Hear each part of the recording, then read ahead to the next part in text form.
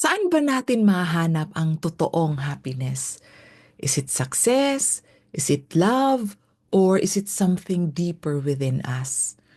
In today's episode, I sit down with Jennifer Nunez as we explore the power of relationships, spirituality, and personal growth in creating a fulfilling life. So our lives before parang ako lang, pera ko, pera mo, buhay ko, buhay mo. Parang alam mo yon, Clarissa. And then yung marriage pala is something beyond that.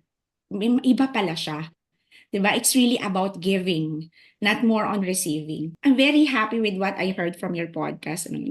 Trying to enjoy each other. I appreciate him even more now that I understand yung personality niya. So na-plan sa mind ko, no, even before, bata pa lang ako, that when you work hard, you'll be successful. And when you become successful, that's where you're gonna find happiness. Mm. Okay? Hindi ko naiintindihan yung happiness pala yung precursor ng success. Na-enjoy ko yung nasan ako ngayon.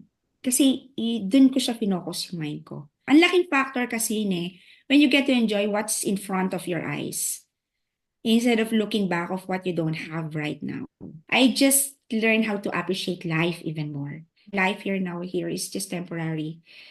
This is not our destination. This is our journey. So might as well live it Our home is where our heart how is. it is. And it also means because our heart is always with us.